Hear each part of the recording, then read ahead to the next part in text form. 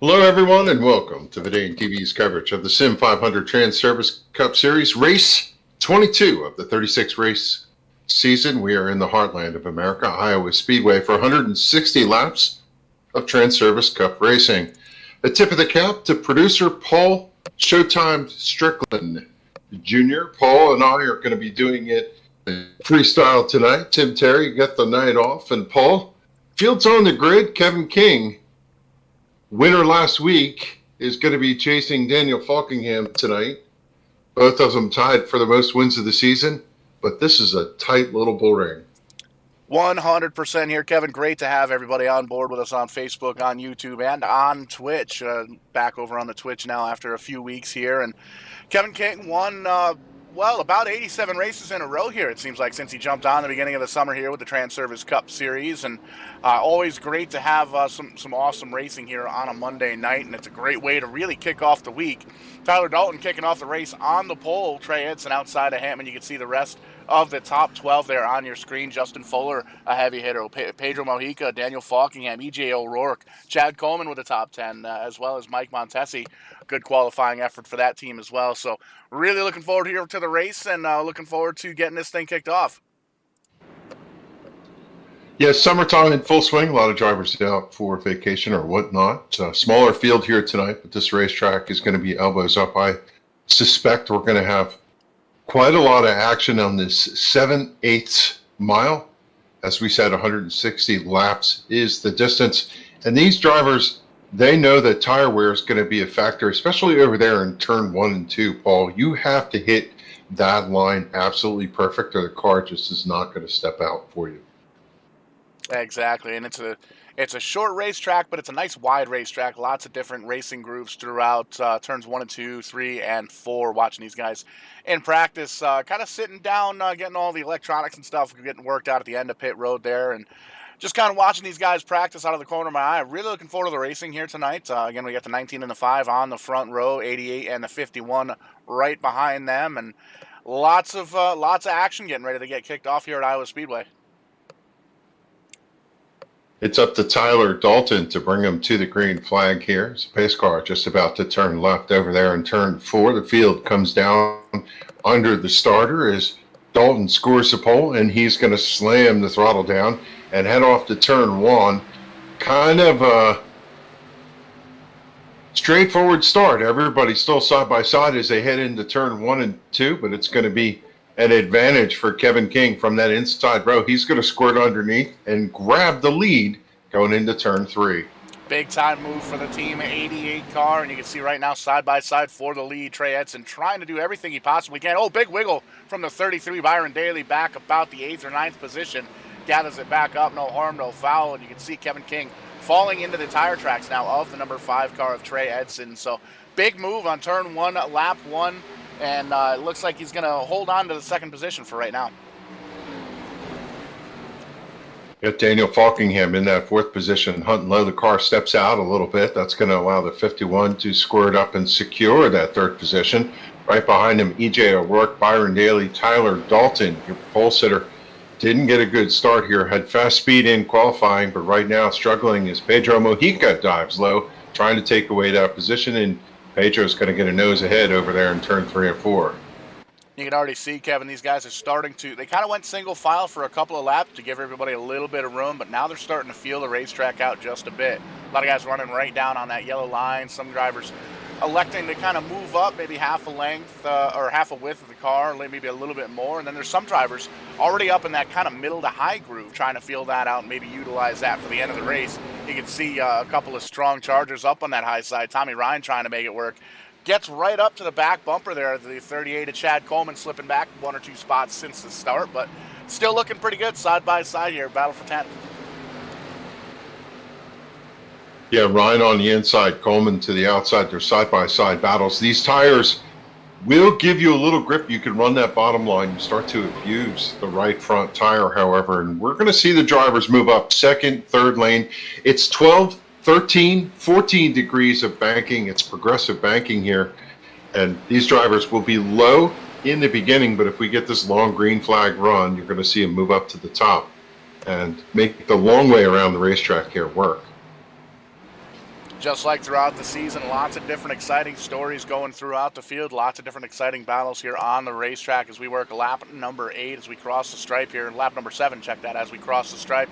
You can see right now, still side by side for that 10th position. Tommy Ryan finally getting around the 38 of Chad Coleman, and he's going to set his sights on Mike Kelly. There you can see Mike Brown right outside the top 11, currently running in the 13th spot. 13 is there as well, David Comstock. So everybody kind of minding their P's and Q's right now, Kevin. It's still early on, 160 laps on the docket here tonight at Iowa Speedway.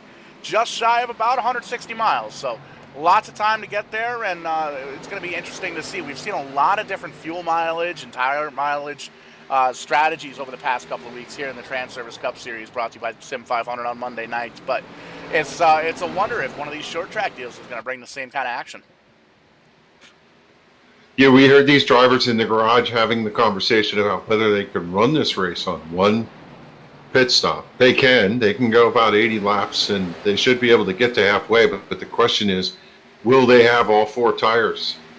The tire wear here is so severe that a lot of drivers are wondering whether or not they could do that. And I think most of them are going to break this race up into different segments. I saw Mike Kelly squirt around Pedro Mojica. He was riding behind Mojica and the 19 of Tyler Dalton, looked faster than them, squirted in there for a 3 wide for a second, then backed out, waited to the dust settled between those two, and he was able to make the pass underneath Mojica. Now working the bottom side of Tyler Dalton, trying to take over that 7th position.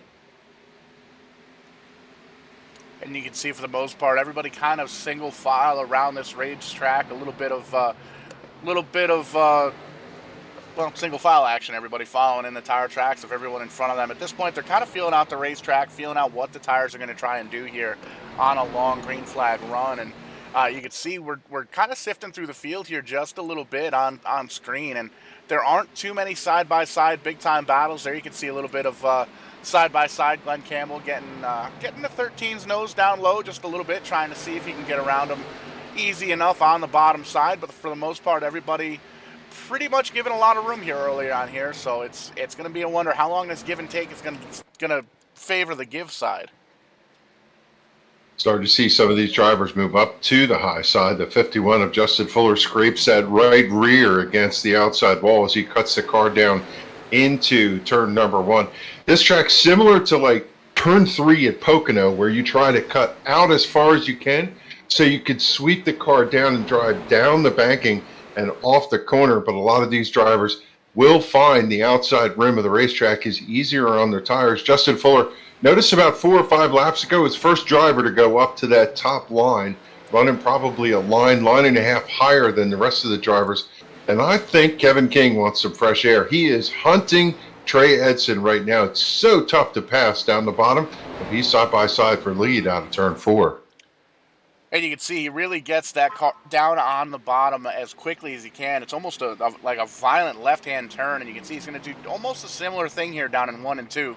Really gets that car turned down to the bottom and kind of drifts up just a little bit. You can see loses a bit of momentum just because the abrasion of the track surface. It's really beating on those tires right now, and he doesn't want to be side by side like that on that bottom side for too long. He wants to try and get this pass completed and get that 5 car in behind him.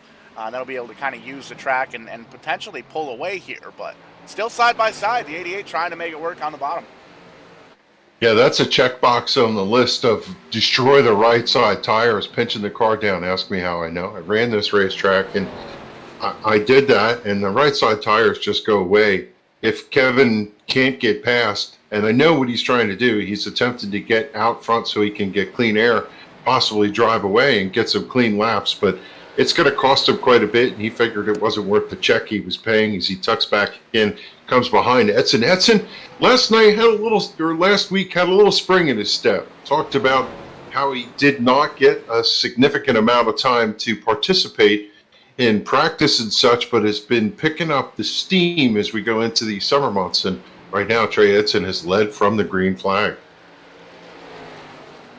And now's the time to really get the driving style hot and get yourself cranked up, because we're getting closer and closer to the championship playoffs here in the SIM500 Transervice Cup Series. And these drivers know that they've got kind of a wild card with Kevin King jumping in halfway through the season, and according to the rules, you got to be in the top 20. And I believe after last week's race, with all the wins and the good finishes that 88 car has brought home, he has moved himself in to the top 20. And there's a couple of drop weeks that we still have to factor in yet as well. So these drivers starting the season off didn't expect to be battling with the 88 car of Kevin King, kind of a sim racing veteran, as it were. He's been around for a long, long time. Don't tell him I called him old, but he did kind of pick on us a little bit for going after super speedway racing. So there's that.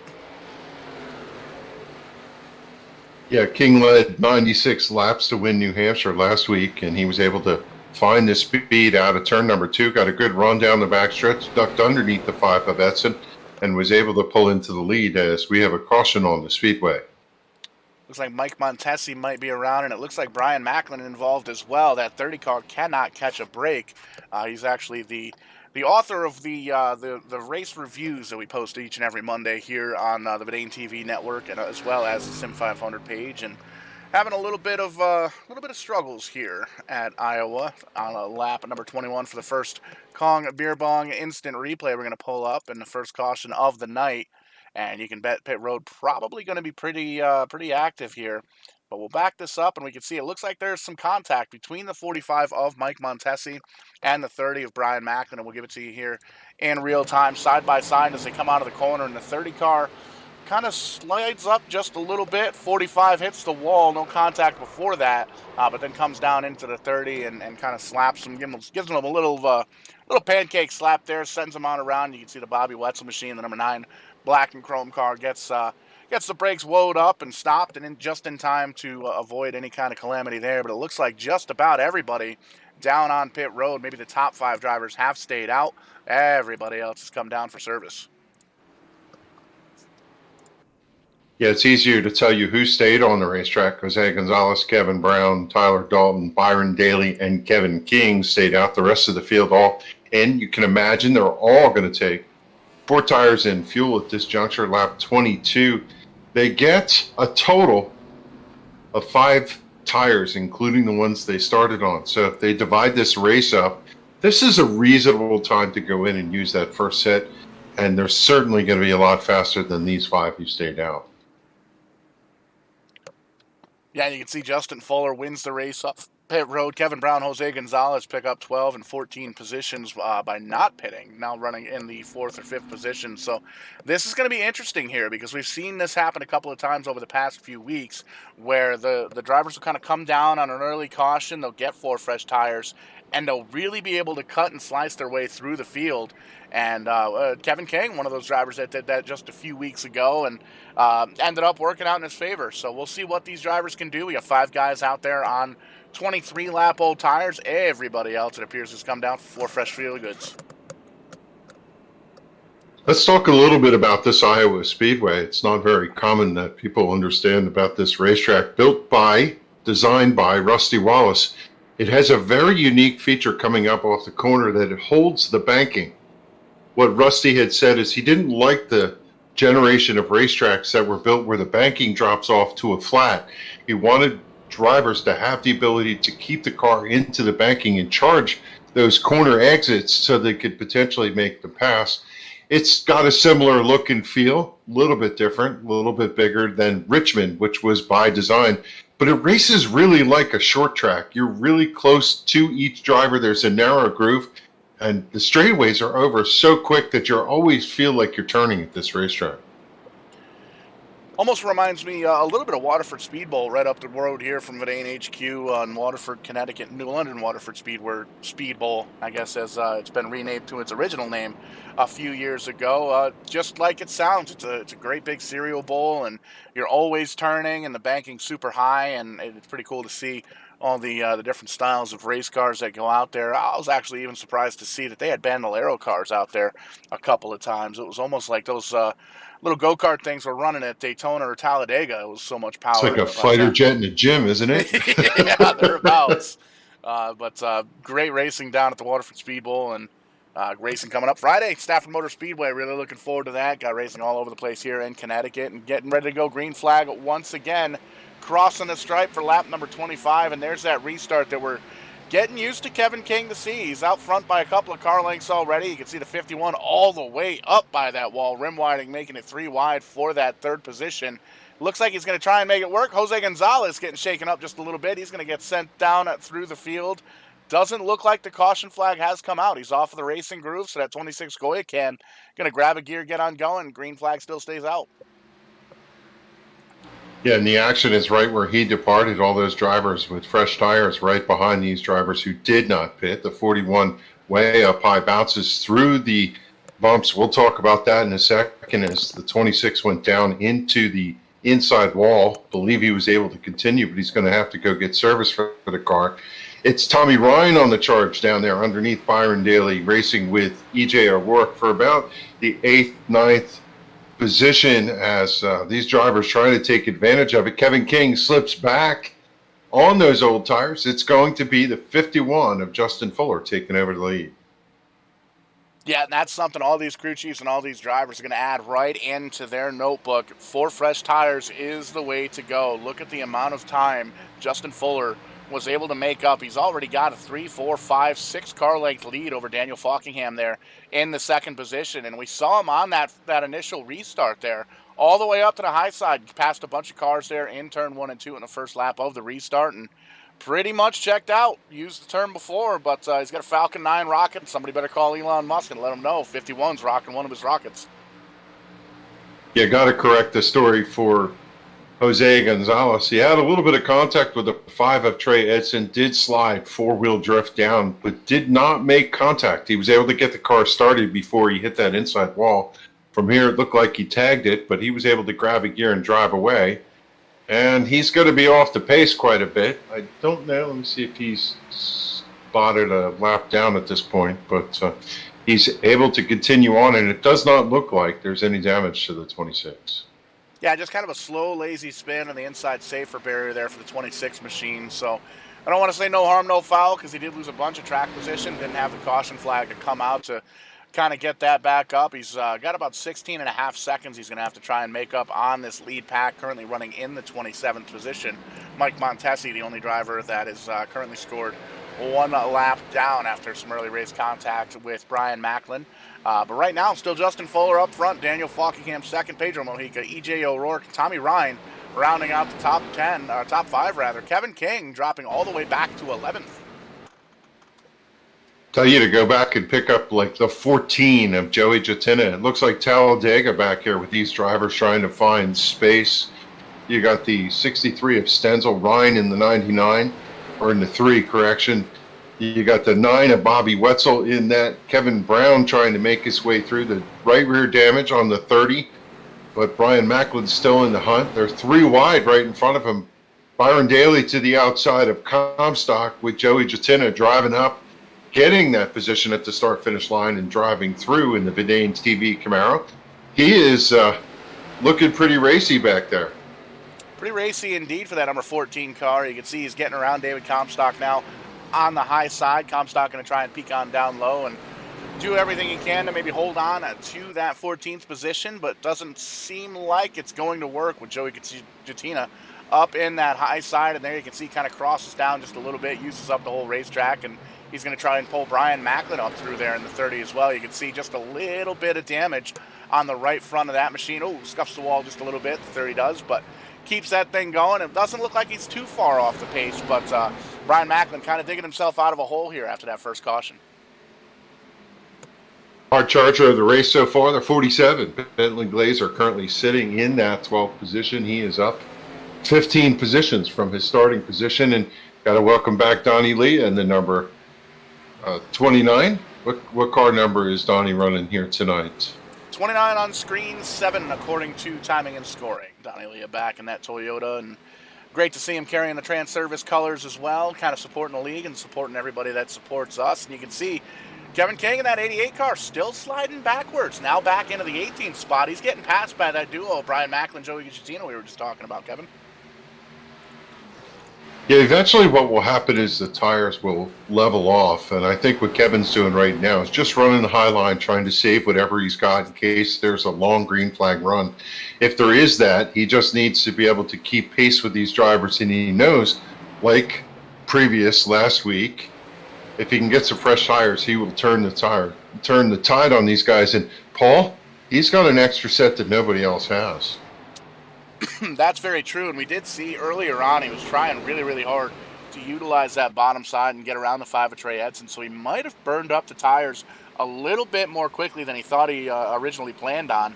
But this may be the move. He's drifting kind of back towards the end of the field here, and he's going to be, you can tell he's taking it really, really easy on that outside line. So he's either burned his tires up, or he's thinking long haul. He wants to try and get to at least halfway here in this race before coming down to make a pit stop. Yeah, and one of the things to notice about the way Kevin was driving earlier that we didn't get to call out because something else happened and we got pulled away from it is he was driving in what we call the slip. One of the things you have to do in talking about the banking coming off the corner, it allows you to hold on to that, is drive the car sideways up out of the corner. You could stay in the throttle and you're not going to see that back end swing around when the banking drops off. So drivers at this racetrack really do need to figure out how to drive in the slip. Back up front, still same as usual. Justin Fuller, Daniel Faulkingham, and Pedro Mojica, the top three. You can see Pedro Mojica taking a shot on the high side, seeing if he can make up any kind of ground there on the 39 of Daniel Faulkingham, but slips right back in to his tire tracks. And a little bit further back, the rest of the top five, E.J. O'Rourke in the 41.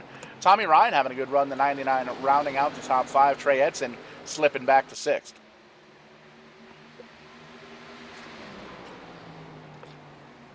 Several of these drivers ran this racetrack earlier in the week in the Thursday race and probably in the Xfinity race. I'm not sure where they were, but they got some time to run laps. And I was listening to Daniel Faulkingham's radio at practice, and it sounds like this was the first go-around for Daniel. He was learning a lot about the racetrack, which groove, how to go through. And one of the trickiest places on this racetrack falls over in turn one.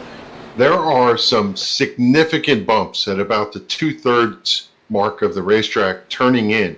You hit those bumps and the car will jump out to that outside lane, could even take you to the outside wall. There's also a couple bumps down low in turns 1 and 2. You pretty much can just drive through them and muscle the car through, but you really want to be careful not to hit those major bumps over there on entry. 100%, and that can really kind of screw up the entry and the exit to the corners, depending on which way you enter the corner and who's around you and all that different stuff. And sometimes it's tough. You want to get in there. You know exactly which line is going to be the best for your car. A little bit of a wiggle there out of the 99 of Tommy Ryan, but no harm, no foul there. And you can see a good shot of Trey Edson with the E.J. O'Rourke machine moving up towards the high side. Here comes Chad Coleman in the 38, having a good run back up to the 7th spot. It's great to see the 38 machine moving really well.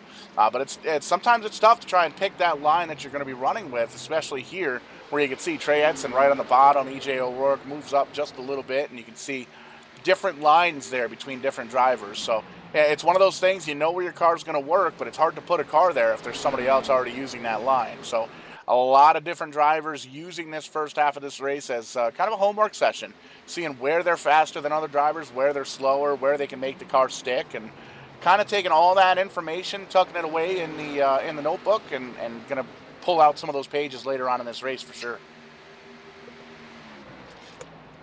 We're about 20 laps in from that last restart, and just noticed Justin Fuller over there in turn 3 and 4 has jumped to that outside lane.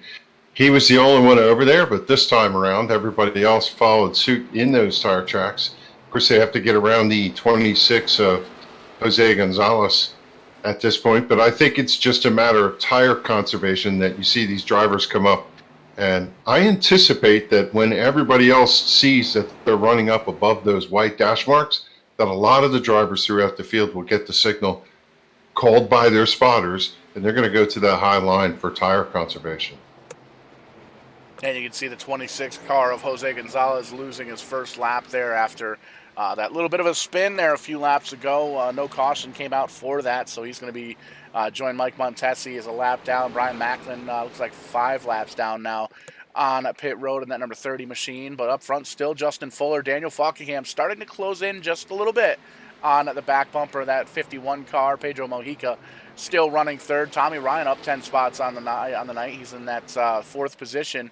Trey Edson rounding out the top 5. And everybody kind of single file at this point, still doing their homework. You can see a couple of drivers trying to use that high side. 51 feels like he's quicker down on the bottom, and you can see it's you get a really good entry down on the bottom, but that exit of the 39 car pulled him right up to the back bumper of the 51. Yeah, I think Daniel is looking for that clean air down the bottom. Every time he pulls down, he's able to get some air on the left front of the car, and that's allowing him to plant the nose, and the car looks like it's turning in really well. Tough to pass from the bottom for that reason. As the car comes up out of the corner on throttle, you got to really find the balance. If you could get a foot cam, you'd see that the drivers let off the gas, tap the brake, hold the brake, but as soon as they're releasing the brake, they're back on the gas to keep the car planted in the racetrack. Mess that up, especially if you step on the gas too hard coming out of the corner, and the car is going to jump out sideways. We'll see if he gets off straighter this time. A little bit better, still just a little bit of a wiggle as he comes out of the slip, but the 51 is able to drive off with that momentum out of turn 4. And a lot of what's helping that 51 car is the clean air that it's getting right now. There's no lap traffic out in front of him. A little bit of a wiggle coming off of turn 2, but keeps the thing pointed in the right direction. Faulkingham's still going to try down on that bottom side. He saw it work for the 88 of Kevin King, but one thing we got to keep in mind here, the more you use that bottom side, the more you try and really get on the attack, the more it's going to burn up some of these tires. Now, we're just shy of 30 laps to halfway here. Of the 160 on the board for tonight. So these guys might be picking it up just a little bit, knowing what they've got for tires left, and knowing just how hard they might be able to ride here if they were taking it easy this first part of the run. So it's going to be interesting to see, especially with some of these drivers that have not come down on pit road, the top those 5 or 6 drivers that didn't come down. So it's going to be a mix of pit strategy here, I think. Yeah, I think the caution flag cadence is going to change that up as the 51 really loose, trying to hold the car down. Daniel Faulkingham taking the air off the back of the car. He tried that low line to see if he could take away Daniel's line. That's not going to work. He went back upstairs, and now he gets the drive off that he was looking for and clears the 39 at the front stretch. I don't think the car was suitable down there on the low end, especially with the nose of the 39 tucked right underneath that spoiler. And this is really where you're going to see the patience and discipline of these drivers start to show, because the 51 knows where his car works. The 39, he knows where his car works. And with the 51 trying to kind of take the line away or maybe block the low side, he doesn't quite know what his car is going to do or how his car is going to react, especially with these 2 cars coming up on the 43 of Doug Roth getting ready to go a lap down here. They're not sure which way he's going to go. So there's a lot of unknowns at this point that they're going to basically be put into the test at this point. Faulkingham still down on the bottom, and you can see the 43. He appears to be staying. Well, he was down on the bottom in the corners. He's kind of up high on the front stretch. So it's going to be interesting to see which line he's going to take away. Yeah, I'm going to say he was credited with leading that lap this time by, but here comes the 51 back on the charge. He has the better momentum. He's going to squirt down underneath, go under Doug Roth and take that position. Doug Roth goes 1 lap down. Fuller back in command of this race, but I think Daniel learned something. When he saw Fuller go to the bottom, he went to the outside. He got such a good run that he was able to draw underneath the 51. Late in the race, that might be something to check for the notebook. And you'll be able to see a lot of these drivers testing different things out, different lines, going down low earlier, later, different ways to attack the corners, different ways to try and utilize the draft, utilize the clean air. You can see right now, everybody pretty much single file throughout the top 10, 15 cars. A couple of guys peeking down on the low side just to feel it out just a bit. But everybody, for the most part, single file, just kind of watching what the drivers in front of them are doing and seeing what they're doing to kind of change up their line here as we work lap number 60 as we come up to the stripe.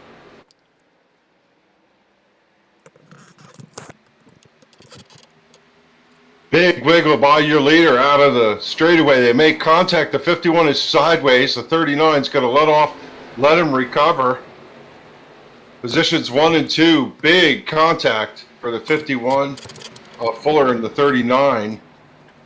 That's going to allow Pedro Mojica to dive underneath in turn 2, take over that opportunity. He goes from 3rd to 2nd. Tommy Ryan followed him through. So did Trey Edson. Fuller recovers to come back to 4th, with E.J. O'Rourke sneaking underneath the 39. So a shakeup in your top 5 here as Fuller and Faulkingham make contact. That maybe just a small little hesitation by the 51, losing some concentration, but that's going to change the dynamic up front. Tommy Ryan looks for the lead. He slides underneath Pedro Mujica out of turn 4. Not able to carry that speed over to turn 1, so he's going to sneak back in behind the tire tracks of Pedro. And you can see Tommy Ryan moved all the way up 12 spots up to the second position on the night here. Trey Edson in the number 5 down the bottom side there you see. And here comes Kevin King once again. That's actually Kevin King going a lap down, it looks like. So I'm wondering if he went down pit road here. See if we can double check the old timing and scoring bit here, but it's you can see definitely seems like he came down pit road because that 88 car bad fast right now. Looks like he's got 4 fresh tires on that car. He's going to try and make up some lost time as he drives on around the leader. Yeah, the notebook shows King pitted lap number 58. His tires are about 4 or 5 laps old, and he has driven by the leader like he's standing still, which shows how well the car is going to run. He's got to be 2 to 3 seconds faster. It continues to be Mujica out front. Right behind him, Tommy Ryan having a great run tonight in the Snap Mobile Dot Shop Camaro, just sitting there following in the tire tracks. Thought he was going to be able to grab the lead, didn't get a good run, snuck back into second place, and you have to wonder if there's going to be some conversation after this race between the 51 and the 39. Most definitely there, and you can see Kevin Brown getting around the leaders as well. He's got 4 fresh tires. He appears to be 2 laps down after coming down and getting service to that machine in the number 93. And currently scored in the 26th position. So it's going to be real interesting once these leaders do come down pit road, if we in fact stay green here, to see where these drivers are going to cycle back out. Because everybody knows at this point, once you hit 20, 30 laps on these tires, if you come down and you put 4 fresh ones on, you're going to be a whole bunch quicker. And we just saw that happen with both the 88 and the 93, as well as a lot of the drivers. The 51, one of the guys, little wall scrapage action there for the 5 car, but he gets everything pointed in the right direction. But when the 51, Justin Fuller put on 4 fresh tires after that first pit stop, really kind of blew through the field there in turns 1 and 2 on lap number 1 and got everything up and towards the front. So tires definitely a big story here. Yeah, and these drivers running the high line, that's really beneficial to those who have fresh tires, as they're able to drive down low and just use the racetrack to their advantage. We're going to get to lap 70 in just a lap or two, and you have to wonder, will they try to split the difference, go 80 laps? They've seen how fast tires are with changes, and I wouldn't be surprised if some of these drivers up here in this top 5 decide they're going to possibly sneak in a little quicker than the rest of the competition. And it really depends on whether or not we get any cautions here throughout the rest of the race here. We've seen a couple of incidences here tonight at Iowa Speedway, but nothing too crazy. A couple of single car spins, a little bit of contact. There you can see a big wiggle from the 51 of Justin Fuller right in front of the 39, former second place driver here. And in behind him is E.J. O'Rourke. And here come Glenn Campbell and Chad Coleman. It's crazy to see these guys working together almost on different parts of the racetrack as we cross the stripe to start lap number 70 of the 160 on the docket here tonight. And kind of a gaggle of cars here battling for 5th place. Faulkingham has it. He's got that 4th position, and he's got a pair of personal comfort cars right behind him.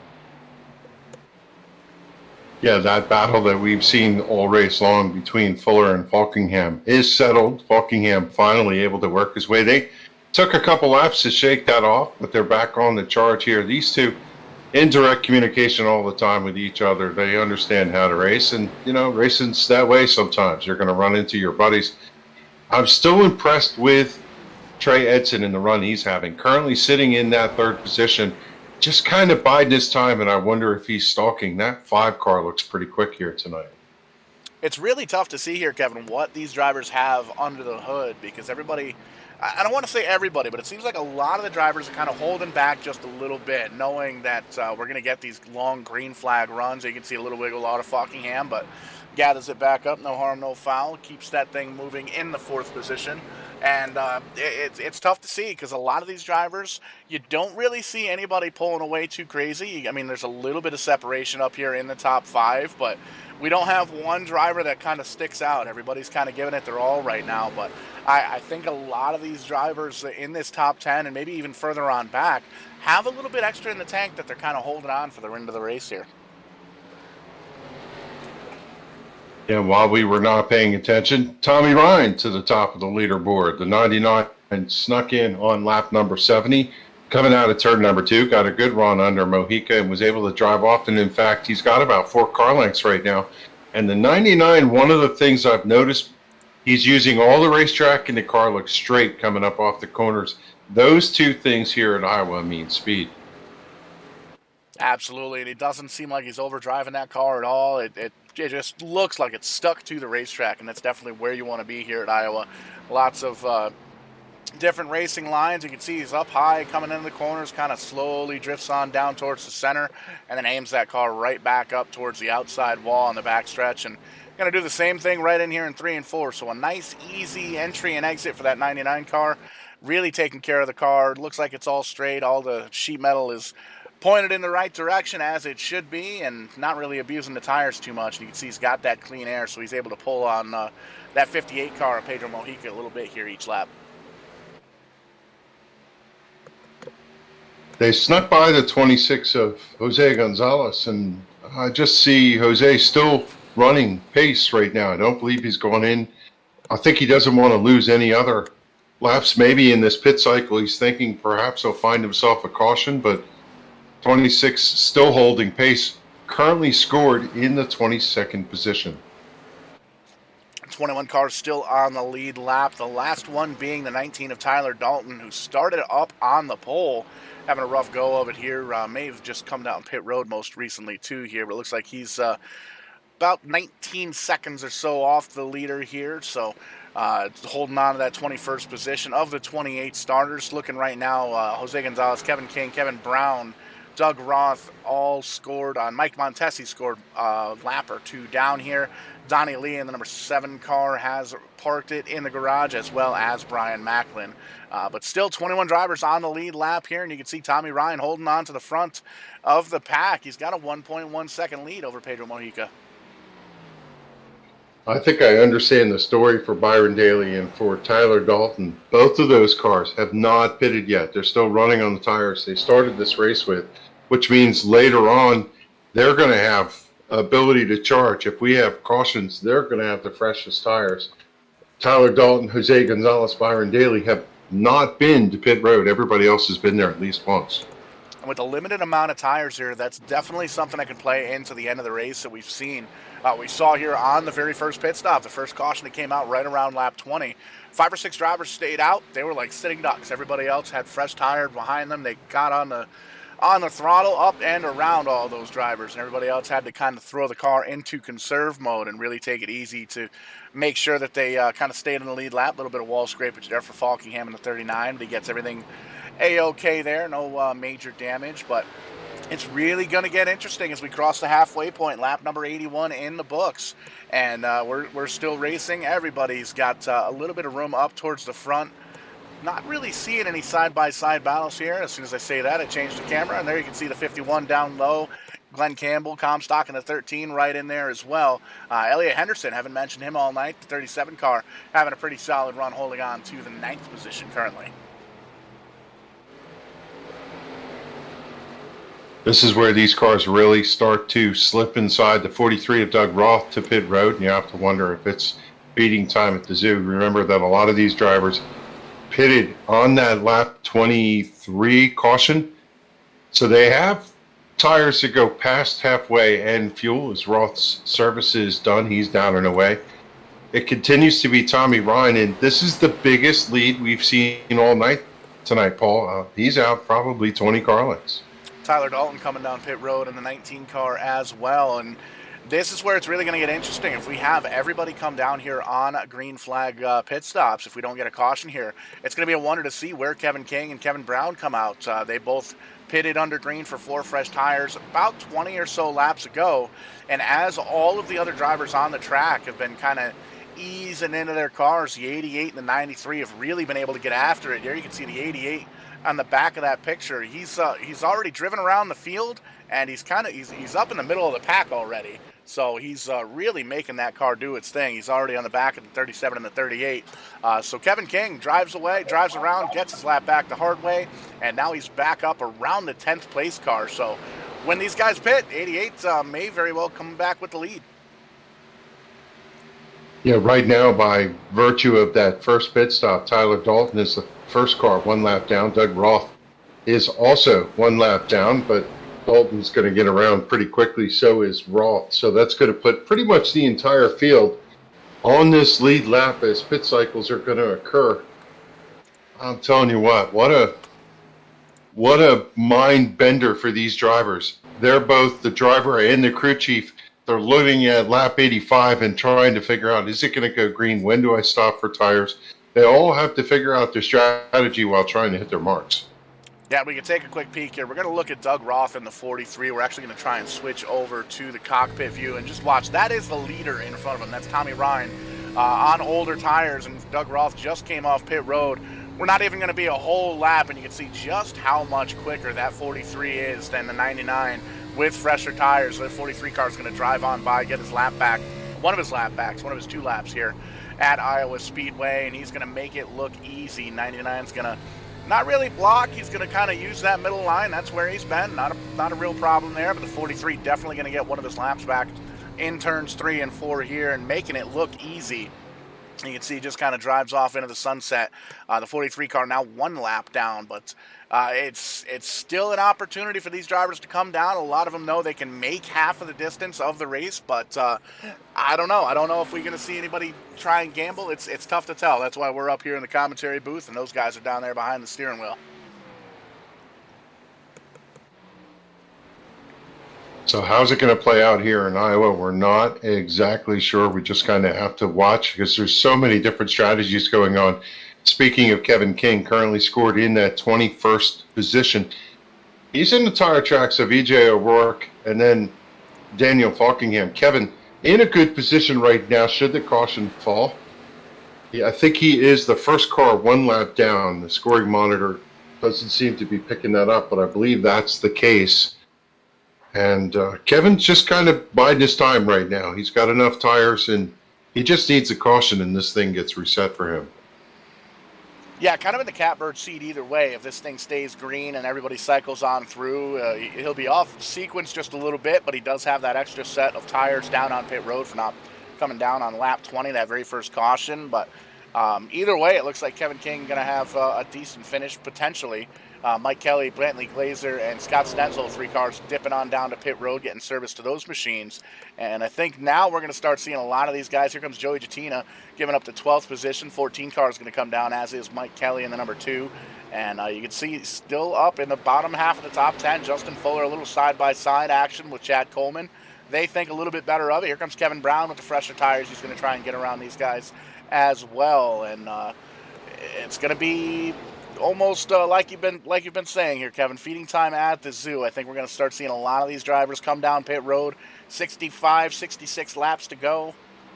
No, my math is wrong. Nope, my math is right. 66 laps or so to go here at Iowa Speedway. I think it's feeding time at the zoo here, surely. Oh, big wiggle from the 37 car. He's able to collect it, drive back up to the racing surfaces.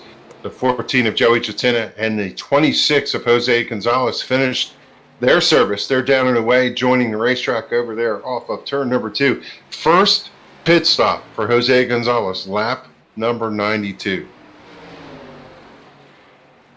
And that's big considering how that's the 26 involved in an earlier contact. No caution flag, but did end up losing a lap under green flag conditions. Got that car kind of spun around and just barely kissed the inside safer barrier, but it was able to hold on to it and get that thing going without the caution flag coming out. So good little recovery so far for the 26th, I think. We'll see where he ends up. Now Byron Daly, Bobby Wetzel coming down pit road to get some service. Tommy Ryan still the leader.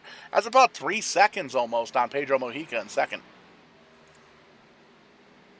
Yeah, that 99 car just has not dropped off in speed. I mean, certainly the tires are worn out, but consistency-wise, he's put some of the fastest laps up every lap for all those cars that are on worn tires.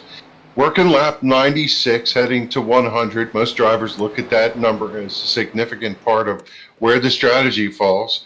96 is through. 97 in turn number 1 for Tommy Ryan, your leader. And that car looks like it's on a rail. It's not slip sliding up off the corner very much. It just looks straight the way we described it earlier. He certainly has a fast mount underneath him here tonight.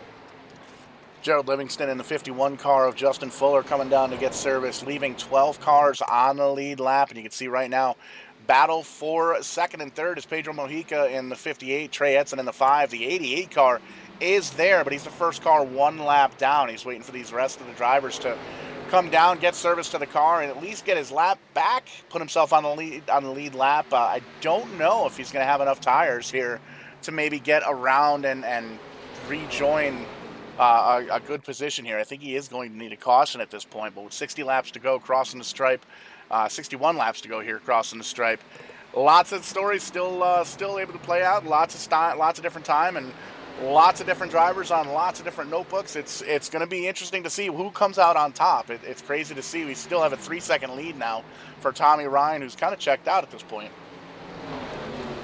If you're a Gerald Livingston fan, the 96 currently running in the 24th position just took fresh tires, and he's streaking through the field, coming up out of turn number 4, crosses the stripe to complete lap 97, work lap 98 for the 96. Gerald just kind of quietly pacing himself out there, but with fresh tires, he must feel like Superman. The Ryans, Tommy and Jeff, both pulled down to pit road, as has Daniel Faulkingham, going to give up their top 5 positions. Here comes Trey Edson and the new leader, Pedro Mojica, David Comstock, Glenn Campbell, Chad Coleman. A lot of these drivers up front. Here comes Elliot Henderson once again to pit road to get service to that 37 machine. So 2 cars still out front. EJ O'Rourke, Scott Simley, 1 and 2, and you can see there's about a 4.5-second gap between O'Rourke and Simley. Richard Beasley going to climb up the scoring tower here to 3rd after not pitting yet, and Kevin King now back on the lead lap. Currently scored in 10th. He's going to pass the entry to pit road, slide himself all the way up to 4th, right behind Richard Beasley. That's something we don't say very often. Kevin King behind Richard Beasley, but you can see EJ O'Rourke still holding on to that lead.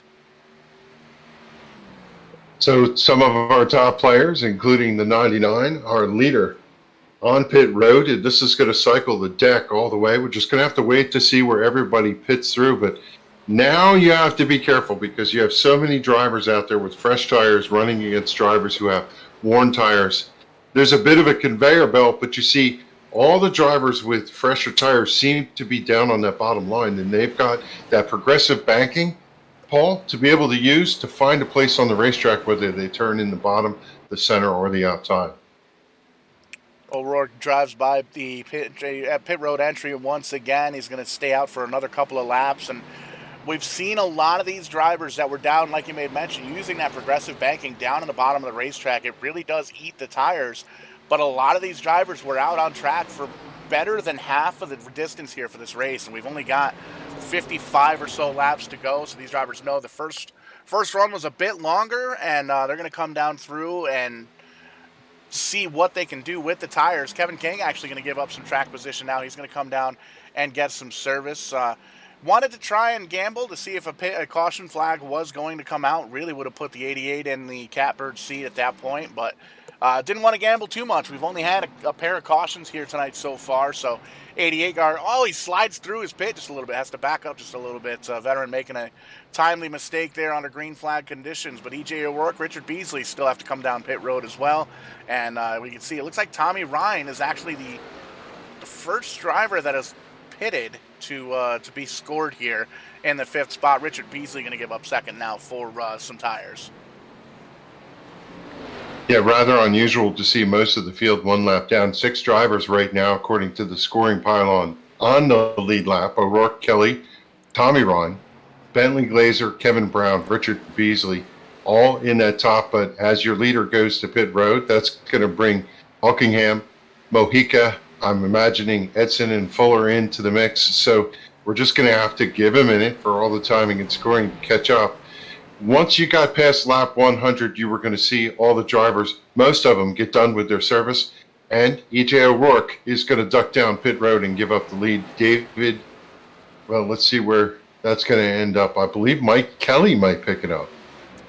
Yeah, Mike Kelly, he might be able to hold on to a lead, but he's got a hard-charging 99 car coming on the outside of him. Tommy Ryan really put that car on rails. They both drive through past the pit road entry, and that's going to give the lead over to Tommy Ryan.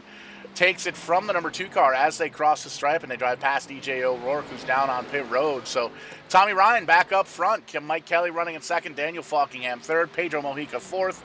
And fifth goes to Bentley Glazer in the 47 car.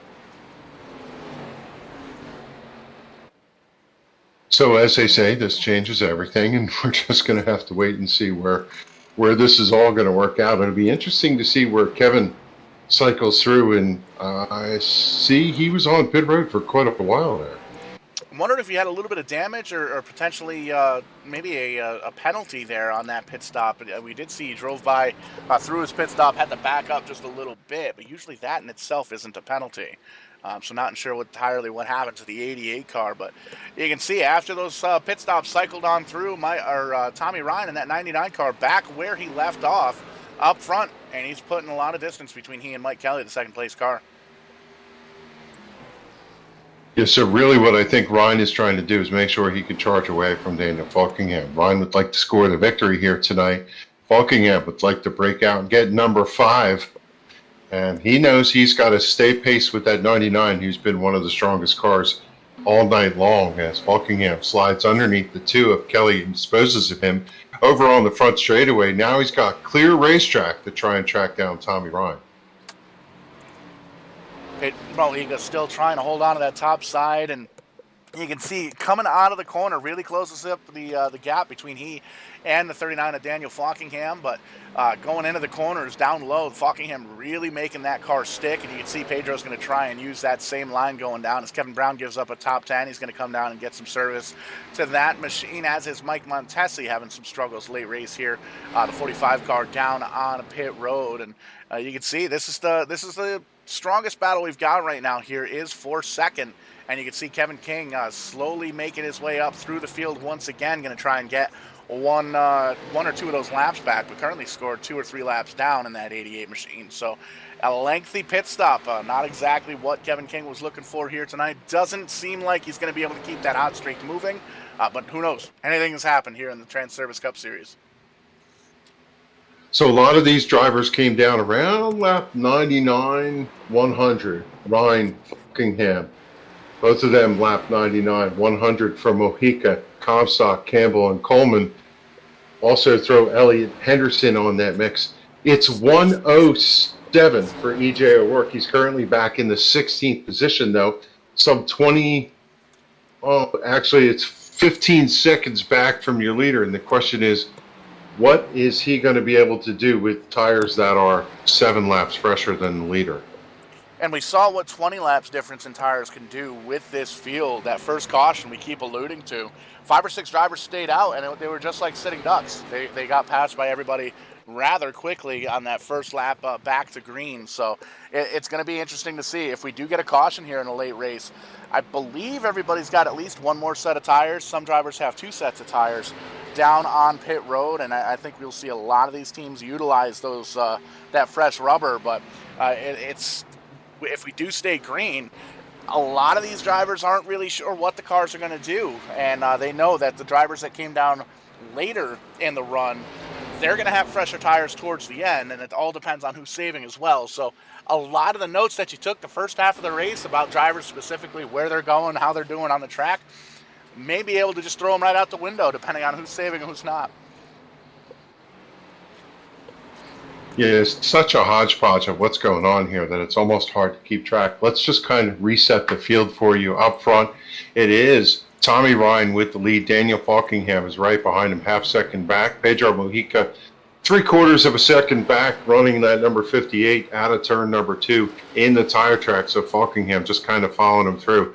Mike Kelly sitting there in that 4th position. Trey Edson still in the top 5, maybe looking for a caution to see if he can bring things back up. 5 seconds in arrears from your leader. David Comstock, a solid 6th place finish. Justin Fuller, who was out front, led a bunch of laps, currently in 8th position, about 8 seconds back. He's got Glenn Campbell right on his back bumper. In fact, Campbell's going to slide around, take over 8th. Fuller drops to 9th. 10th, Chad Coleman, 8 seconds back. And then you just start looking at all the other drivers, Simley, Henderson, Jatina, O'Rourke, and all of them, 12, 13, 14 seconds. Last car on the lead lap, Jeff Ryan in the number 3. He's currently in that 20th position. You have 4 drivers in a 1-lap position that's 1 lap down. Richard Beasley, Jose Gonzalez, Kevin Brown, Doug Roth, Mike Montesi 2 laps down. Kevin King is 3 laps down. So for Kevin, just got to try and scramble through and get whatever he can. He's looking to hunt 1 more lap back as he slides underneath and goes through, but not going to be a story tonight for him. The story has been up front, Paul, though. It is the 99 of Tommy Ryan. He's been in command of the race from about the middle stretch. The car looks really fast and continues to stretch out that lead over your 2nd place driver, Daniel Faulkingham. And you can see closing up on that last car on the lead lap, Jeff Ryan in the 3 car right in front of him. And just the 99 doing what he needs to do here at Iowa Speedway. Solid runs on the racetrack, solid pit stops all night long, was able to cycle through green flag pit stops a couple of times and still end up where he left himself off, up here in the lead. And you can see Daniel Faulkingham starting to close up just a little bit on the back bumper, but there's still plenty of room behind him. And Tommy Ryan giving just a little bit of room to Jeff there in the 3 to see if maybe a caution flag comes out and give him the benefit of the doubt to drive on around. But thinks better of it, goes down low. No pressure there from Jeff. Tommy Ryan goes around, puts the 3 car 1 lap down, leaving 19 cars on the lead lap. Now the 19 car, Tyler Dalton, tonight's pole sitter, is currently the last car on the lead lap. He's 23 seconds behind the leader, and looks like we might be coming up here on the picture very shortly. Yeah, for our leader, Tommy Ryan, 14th currently in the championship point standings. 3 top 5, 7 top 10s, no wins on the season. He wants to see if he can put one of those markers in and get himself locked into the championship run. And certainly this track seems to be suiting his style. But I would not count out Daniel Faulkingham. You have to wonder if Daniel is just trying to pace himself here. He's known to be a hard charger, but I would imagine his desire is going to come to play here before this is done, Paul. 100%. Daniel Faulkingham already locked into the playoffs, but looking for another title is the 39 machine. He's almost in a race to the finish of the season between he and the 88 to see who's going to get more wins once we get closed out. I believe he said earlier on 5 wins so far for the 39. Yep, 5 wins for, well, 4 wins for Faulkingham and King. So tied at 4 apiece at this point, and still plenty of racing left to go here, closing in on the final laps of this race, and we're closing in on the playoffs here, and we're going to be taking you through all of the action here on Verdane TV into the fall and the winter months. I just got myself a 3rd shift job, so we're going to be racing every single freaking night here on Verdane TV. Really looking forward to it. We've got the new schedule up on the Facebook page, and we got some openings available if you want to get your league out here into the internets and watch some of the best racing, best sim racing out here. Some of the best sim racing fans as well jumping on board with us here on the YouTube, on the Facebook, Twitter, Twitch, all sorts of different social media outlets. Heck, I even signed up for a TikTok a couple weeks back. So Nice. We're getting ready to get big here for the winter. Confirmed New England, Pennsylvania iRacing Series. They're coming back October 5th for Daytona. Fully sponsored season. You're going to see them on Verdane TV all winter long. East Coast Winter League. They're coming back. Tim's Corner Motorsports going to be bringing us some all-star action. Getting ready for the All-Star Showcase next April. I believe that's going to be the 3rd running that you'll see here on Verdane TV. And just lots of cool stuff coming up here, Kevin, and really looking forward to it. And made mention again, we got a lot of openings opening up here for some sim racing broadcasts. We do podcasts, all sorts of stuff. If you want to get yourself out on the internet, now's the way to do it. Shoot us a DM and get in touch with us. But looks like Kevin Brown going to pull down into pit road in the 93 car. Might be done for the evening. He's going to pull off and get right into the garage. So tough break for the 93, but it's still Tommy Ryan up front, and he's putting some distance between him and that 39 car, Daniel Faulkingham. Yeah, he and Daniel were matching lap times the last couple of runs, but right now Tommy found a little something extra in the tank. And fastest car on the track, though, has been the 13 of David Comstock, currently running in sixth position, a 24.82 to the 24.83 last time by. But he's been running 24.7s in the 13 right now, trying to get himself underneath the 2 of Kelly, which is hampering his lap time. But keep an eye on the 13 of David Comstock. He's going to charge himself up into the top 5 given the speeds. Running a little Monster Energy drink in that tank, trying to hold on, trying to get back into the top 5, rather, trying to get around Mike Kelly there. You can see he gets it that time. The 2-car slips just a little bit on the outside, and the 13 is going to get on around and enter Glenn Campbell, Chad Coleman. They've been running kind of side to side, bumper to bumper throughout the entire race. A good run for Chad Coleman in the 38 car on the second half of this top 10. They've got Justin Fuller behind them by about 2 seconds or so. And then a little bit further back is Bentley Glazer in the 47 car rounding out the top 10. So a couple of guys up in the top 10 we don't normally see, and some of the guys up front. Great to see Tommy Ryan having a good run in the 99 car. Still has just better than a second over the Daniel Faulkingham ride, and now he's got a couple of lap cars in between he and second place, so that may very well add to that gap. Updating the story for EJ O'Rourke, pitted lap 107, has the freshest tires on the field, still putting down some pretty quick lap times, just about the same time as your leader out front. Just slid underneath Bentley Glazer, who we said was running 10th, so that puts EJ in 10th by my math. And he's trying to track down Justin Fuller right in front of him to see if he can get around. Fuller not making it easy, low line, top line, trying to take away anything that EJ could use.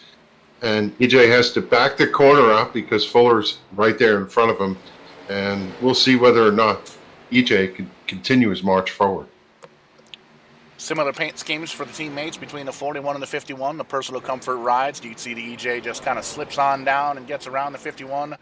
No harm, no foul. And the 51 going to try and close again. A little bit of a wiggle there for Fuller, but holds on to it. And EJ going to, well, he's going to have Fuller down low once again to try and take that position back. A couple of teammates battling for that 9th position here. So exactly what Bentley wants to see. Gives him an opportunity to try and close up on the back bumper of these two drivers. You can see he's really utilizing that high line. So it'll be interesting to see if he can get around him here with 24 laps to go as we cross the straight. There's very few drivers who can run that car in the slip like the 51 of Fuller does, although every once in a while this car looks like a girl at a hula dance. The car's just back and forth wagging that back end. But the 51, when it comes off of turn 4, is interesting. If you were standing there looking at the back of the car, it's just completely sideways as the car comes up across to the outside fence. Then eventually it catches its set and it drives. The good news for him is this straightaway is not straight on the front stretch. It's round. It allows him even more time to slide up to get to that start-finish line. I'd love to see a set of tires that would come off the 51 car, because he's one of the drivers that's really able to, like you said, he eases off the corner and he kind of points that car straight to the wall. So you can see him coming out of turn number 4 here. Well, a little bit of a double wiggle there, so a little hula dancing coming out of turn number 4. But for the most part, when he comes out of the corner, he kind of eases it up to the wall, so he's really not abusing the rubber on that car too much. And I don't know if that's out of necessity or if that's something he's trying to save here with the final 20 laps coming up. Yeah, there's a couple of racetracks where that strategy works. Pocono, going back to that, is one of them where when you come out of the corner, you're hard on the throttle and you almost turn the car right to the fence and let the car slide up. And then as soon as it catches you, turn it left. New Hampshire, where we ran last week, is another one of those where there's a red spot on the right side coming out of turn number 4. And if you hammer down up out of the apron and point at that red spot, don't turn it down the straightaway. The car will go up to that red spot and eventually catch, and then you turn left and drive it with speed off. And yeah, this racetrack shows a lot of that coming up out of the corner. And again, it's probably a byproduct of that banking. I'm watching Glenn Campbell in the 7th position. He was trying to get underneath the 2 of Mike Kelly, one of the harder guys to pass, kind of like Ryan Newman. That opens the door for the 38 and 38 of Chad Coleman. fills that door. He put it right up against the 44 trying to get past. Got the car completely yawed sideways over there in 3 and 4. Had to step out of the gas. That allows the 44 to go back out to get him again. But tense moments over there in 3 and 4. Those two almost came together. Getting towards the end of this race and everybody trying to pull out whatever they had saved in the glove box, pull it out and throw it up on the dashboard at this point. And that's exactly what we're seeing here in the second half of the top 10. Glenn Campbell holding on to the 7th position. He's up 4 spots on the night. Mike Kelly right up in front of him. He's up 6 spots. David Comstock in front, holding on to the 5th position. He's up 8 spots here tonight as well. Chad Coleman, E.J. O'Rourke, and Justin Fuller going the opposite way towards the 10th position. But you can see that 38 car took him a lap or two to kind of gather his thoughts back up after getting sideways, but starting to close back in the back bumper of that 44 Transervice car. If you wonder why we're not talking about the battle up front, because there isn't one. 99 of Tommy Ryan has just set sail. 2.2 seconds he has driven out over Daniel Faulkingham. In fact, got to give a tip of the cap to Pedro Mojica. The last couple of weeks have been kind of quiet for him, solidly in the podium spot here. I think we're going to get to talk to him if things don't change. And he's hunting down that 39, quietly just sneaking within striking distance. Got the lap car Bobby Wetzel right between them, hoping that Bobby's going to yield the position and let him see if he can get up there and have a tussle with the 39. 15 laps to go, but the 99 of Tommy Ryan, he is on cruise control, and that car looks spectacular here tonight at Iowa. Really hoping that this thing goes green for the 99 and that entire crew. As you can see, he's got a phenomenal lead right now over the 2nd and 3rd place. Pedro Mojica gets around the Bobby Wetzel machine. Now he sets his sight on 2nd place there with Daniel Faulkingham. 15 laps to go. He might have enough time to get there. Does he, in fact, though, have enough time to get around him? We've seen passing very difficult here at Iowa Speedway, especially as long as these drivers have been on track with this set of tires. And just taking a quick peek here at timing and scoring, showing 15 cars on the lead lap. Bobby Wetzel, first car 1 lap down. You see him on screen in that number 9 car. Joey Jattina, currently the last car on the lead lap, holding on to 15th.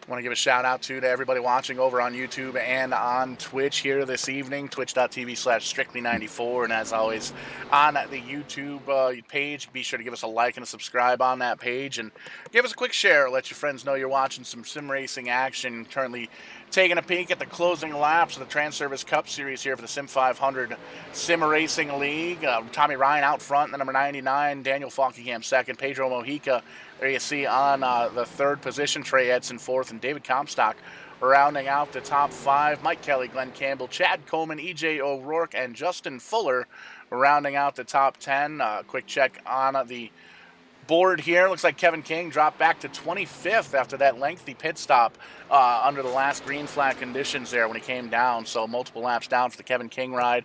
Looked like he was going to come out on top with some tire strategy, but a long pit stop here, Kevin, put him behind the 8 ball. And it looks like it may very well be Tommy Ryan's night, as he's got a 3-second lead now over Faulkingham.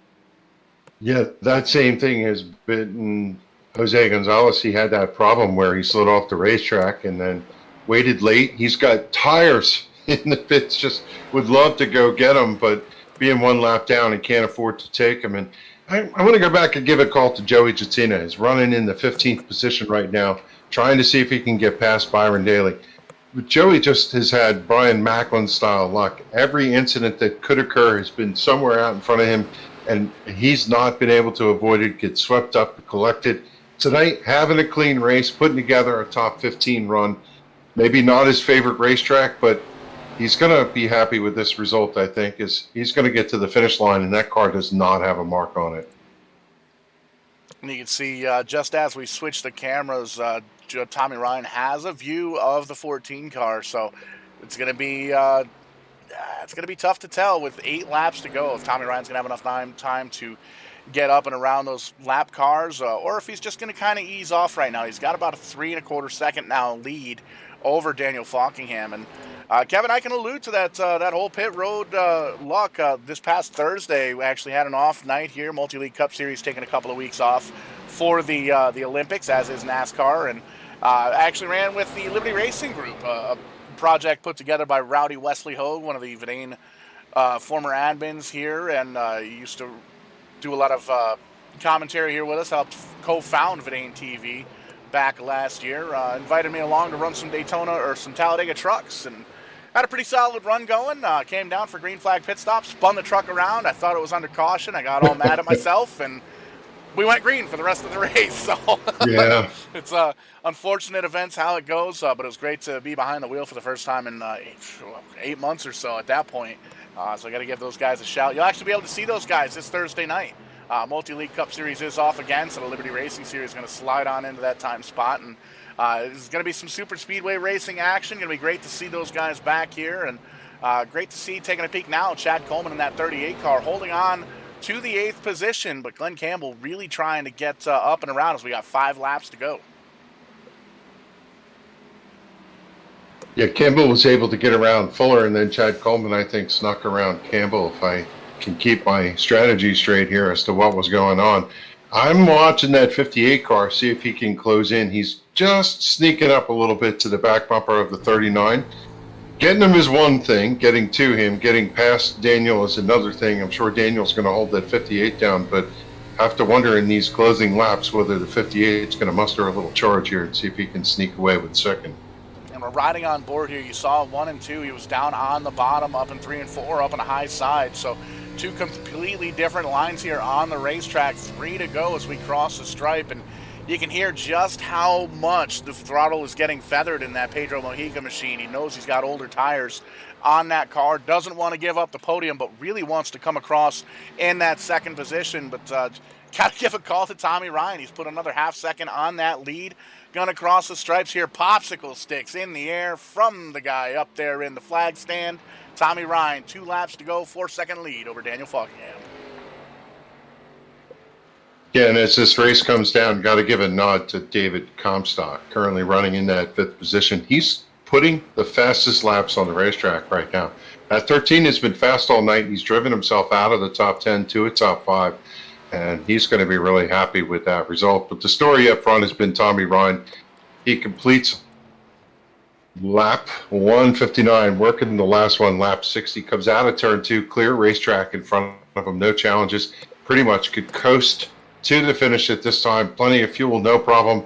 Rounds 3 and 4 for the final time. Here he comes in front of the 25,000 fans here at Iowa. And it is going to be Tommy Ryan scoring the victory here tonight. Race 22 of the Transervice Cup Series goes to the Snap Mobile Shop Camaro of Tommy Ryan. And great to see it for Tommy Ryan as we can see the rest of the field coming on through here, finishing up their final lap. There you see Chad Coleman crossing the stripe there in 8th. Glenn Campbell 9th. Justin Fuller in 10th. Bentley Glazer, good run for him, running in 11th. And we'll take a peek here now at the finishing order, and there you see Tommy Ryan up front. Great to see, great run for that 99. A little congratulatory bump from the 39, and looks like he's going to burn him down here on the front straight. Air smoke in the air as he's got the car planted across the fence over there. Well, just about. He's got the front locked up. I thought he was going to go put the nose against. Let's see if he does it. Come on, Tommy. He knows how to do it. Yeah, we usually there watch you it. go. There we go. Nailed it. First I give him a little bump.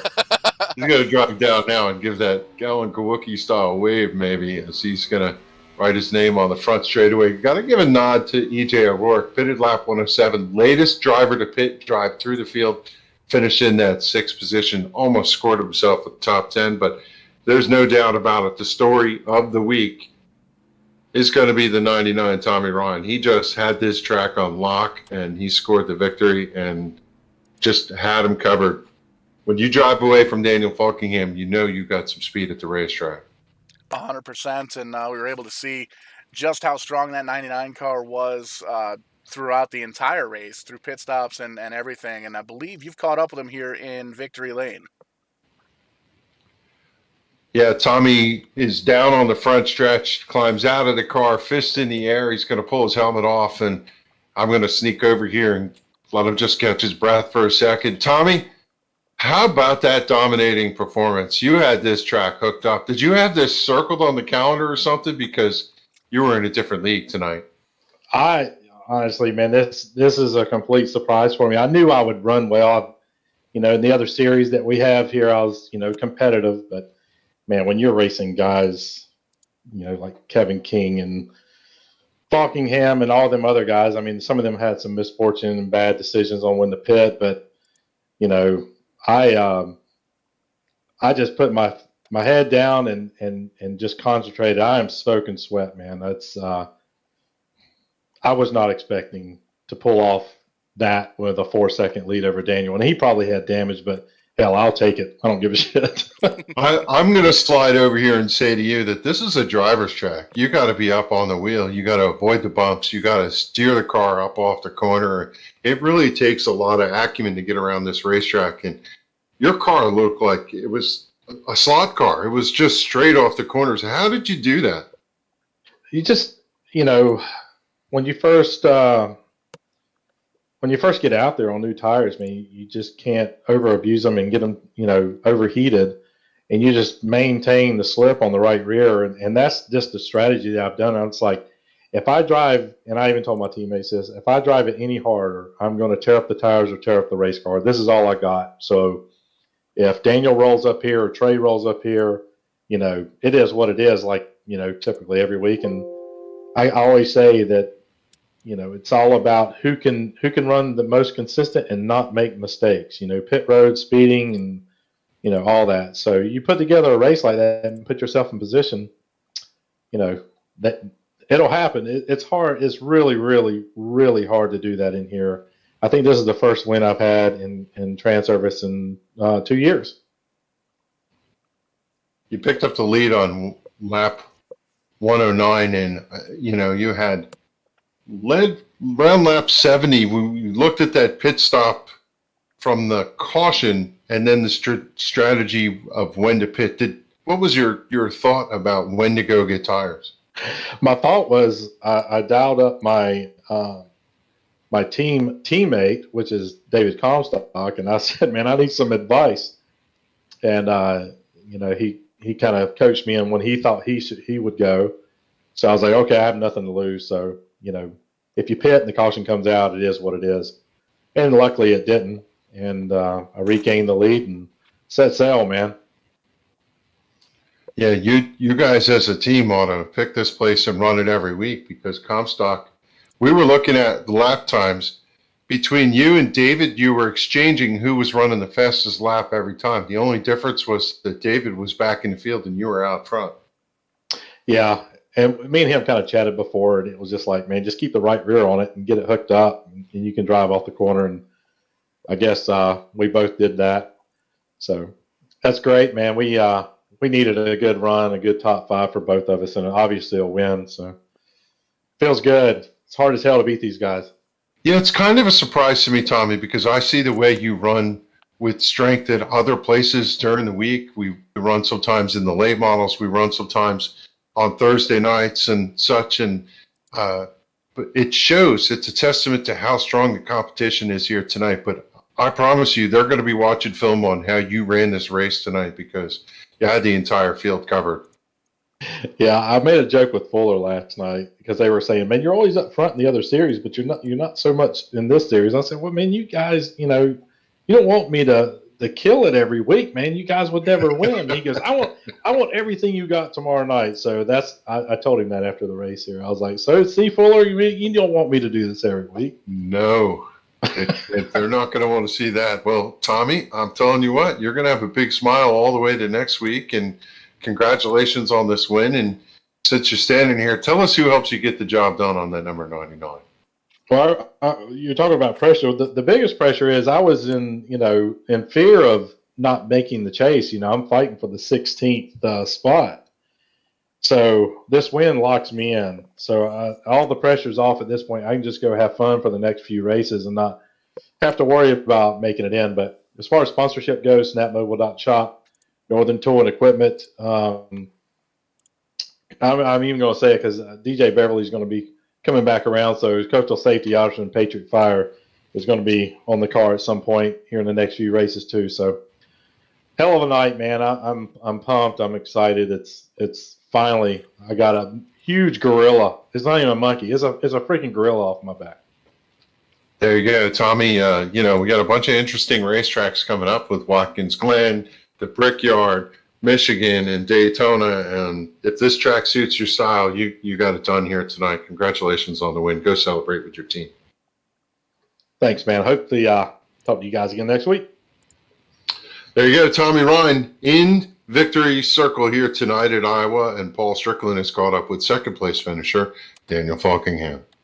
Yeah, the current points leader coming into tonight's race, and still the points leader, Daniel Faulkingham, a commanding 100-point lead. But we heard Kevin talking about it with Tommy there, coming up to the playoffs here. All those points are going to reset, and we got a couple of tracks here. What's on the docket for Faulkingham? A solid second place here tonight. Are we going to see it race real hard these next couple of races, or what do we got going on? Gonna race the same as I do every other week, but first off, I want to congratulate Tommy. Congrats to him on the win. He for sure had us all covered on that second run. I used up all my stuff trying to catch him after my mistake early in the race at Fuller. I'm sorry again to Fuller. Just trying to go for the lead and just messed up. But Tommy took advantage when he had to. So Tommy, congrats if you can still hear me. But big win to you, man. Congrats. Very happy to see you win. But other than that, yeah, the rest of the races we got this season, I'm kind of glad we have an off week next week. But, yeah, after that, I'm ready to keep racing and whatnot. I mean, like you said, we got Watkins Glen. I believe we got Michigan in there, Indy, Daytona, of course. So looking forward to these next few weeks, but I'm looking forward to having an off week because I guess take a break before we make this playoff run and whatnot. So, yeah, Watkins Glen. I like Watkins Glen, even though we didn't run that last year, so I'm a little bit rusty with that track. But feeling will be pretty good. Hopefully we can dethrone the old king on the road courses right now, which is Kevin King, obviously. But hopefully we can dethrone him when we go to Watkins Glen. But, yeah, other than that, these next few races I'm looking forward to. And we made mention earlier on in the broadcast here tonight, you and Kevin King currently tied for the most wins in the series. And going for the championship is one thing, but you also want to go for the most wins. It's it's almost an unpaid kind of a pride-only deal. Is that something in the back of your head, trying to beat Kevin King in wins this year as well? Not really, honestly. I mean, the stats are cool to look at, but I don't really focus on them all too much. Yeah, I mean, whenever I can win races, that's cool, and I guess we'll see what the stat lines say at the end of the season. But right now, the priority is just trying to make sure we can keep winning and get ourselves to the playoffs, because, of course, like, if you get a win in the playoffs, you move through the rounds and all that stuff. So that's going to be the focus, on try to just keep winning races and try to keep doing what I do every week if I'm not running into people like I unfortunately did tonight. So, yeah, I'm not too worried about Kevin. I know Kevin has been freaking killing all of us the last month, so he's definitely going to give me a run for my money for this championship, and Adam as well, who didn't race for whatever reason tonight. So, yeah, just got to keep my head looking forward, I guess. So looking to fill that championship cup with all the championship money. Going to be a fun run here on Verdane TV to watch throughout the end of the summer and the early fall months here on Verdane TV. Got to give you an opportunity here, Daniel, to thank any sponsors, teammates, anybody that helps you get that 39 to and from the virtual racetrack. Yeah, I just got to thank First Rate Bay Labs 207 for all they do, for all their support. I also got to thank Joey and everyone at SIM500 who runs the show. Just got to thank you guys who went on the broadcast. You guys put on great broadcasts every week, and I look forward to go back and watch this one. Surprise, we had a really shout out to everyone tonight. Got to thank everyone who came out and raced tonight as well. We're only having one caution at Iowa. I thought that was pretty good. So that was a really, really fun race. That was way better than I thought it would, considering Iowa was one of my least favorite tracks. So, but yeah, good shout out to everyone who made this race really fun tonight. Yeah, I just mentioned all the admins who run the show. Thank all my teammates, team name, Pedro Mojica, congrats him finishing third, Chad Coleman, Dave Comstock, Byron Daly, Richard Beasley, Kevin DeBrown, and also Josh Parker, my teammate at with Schoonover Motorsports. Bill keeps getting on me. He keeps getting on to me for saying his name wrong, so I'm trying to get better at saying his name right. But thanks to Bill for all he does, and too bad Josh wasn't here tonight, trying to hopefully help us in the team standings and stuff. And yeah, thanks to all the fans who watch us each and every week as well, and thanks to Transervice for all they do for the series. A good race throughout and a great finish here, second place, padding that points lead just a little bit as we get closer. Congratulations on the second place run. Thanks, Paul. And down a little bit further pit road, Kevin, I believe you've caught up with the third place finisher, Pedro Mojica. I have indeed, Pedro. Solid finish here tonight, third place. I think from a season standpoint, you needed to get back here to the podium. That had to feel pretty good.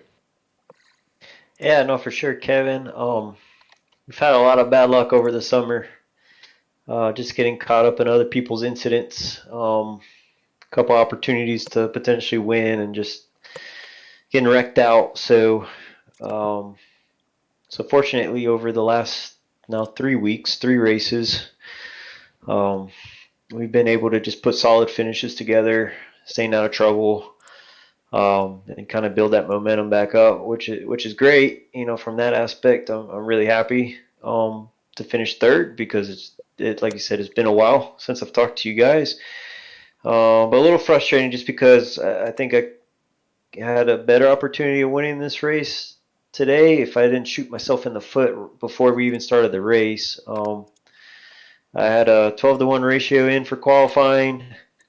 Was going to run 16-to-1 for the race, and I forgot to do that. So I was good for 20 laps, and then after 20 laps, I burned the right front off and was plowing tight. So that That's got to be frustrating. So that did not help whatsoever, and I mean that's why I couldn't hold Tommy off there. After the incident with Fuller and Daniel, I just was way too tight to get in the corner, and Tommy was doing a really good job getting in the corner. So that was pretty frustrating. So it's kind of hard to be happy when you kind of shoot yourself in the foot. But I mean, hey, it is what it is. Well, hopefully we continue to do this trend up. 21st at Nashville, 13th and 33rd at Pocono.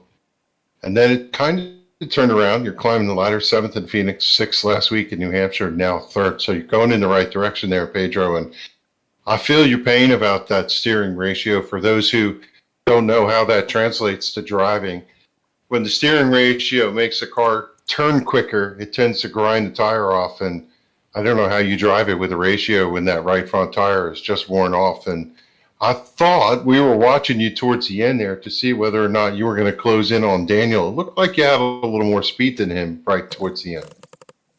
Yeah, a little bit, I think. I had 1 lap fresher tires than him, so I think that helped with the tightness and the having a lower ratio.